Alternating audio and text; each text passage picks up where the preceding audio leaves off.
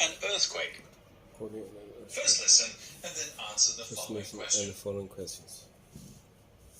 What does a pen have to do to record on paper the vibrations generated by an earthquake? An earthquake comes like a thief in the night, without warning. It was necessary, therefore, to invent instruments that neither slumbered nor slept. Some devices were quite simple. One, for instance, consisted of rods of various lengths and thicknesses which would stand up on end like 9-pins. When a shock came, it shook the rigid table upon which these stood. If it were gentle, only the more unstable rods fell. If it was severe, they all fell. Thus the rods, by falling and by the direction in which they fell, recorded for the slumbering scientist the strength of a shock that was too weak to waken him and the direction from which it came. But instruments far more delicate than that were needed if any really serious advance was to be made. The ideal to be aimed at was to devise an instrument that could record with a pen on paper the movements of the ground or of the table as the quake passed by. While I write, my pen moves, but the paper keeps still. With practice, no doubt, I could in time learn to write by holding the pen still while the paper moved. That sounds a silly suggestion, but that was precisely the idea adopted in some of the early instruments. Seismometers, for recording earthquake waves.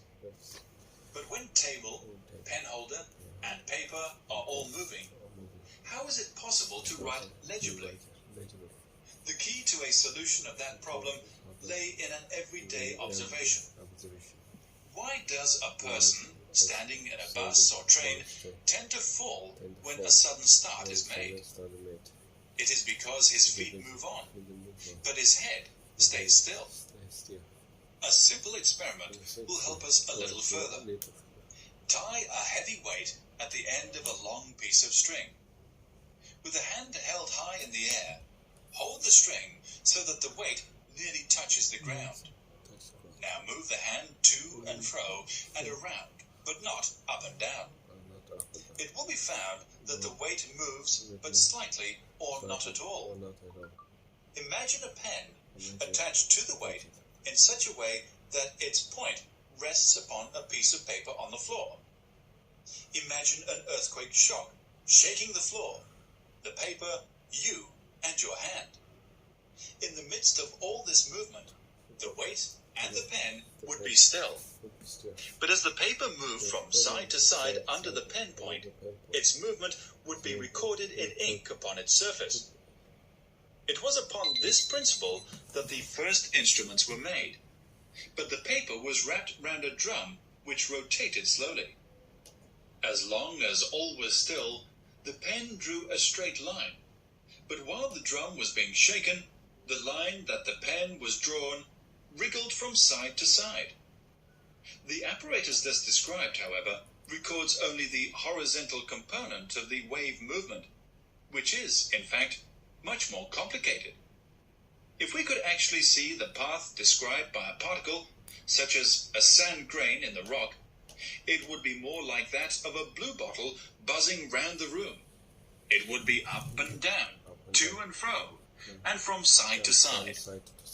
Instruments have been devised and can be so placed that all three elements can be recorded in different graphs.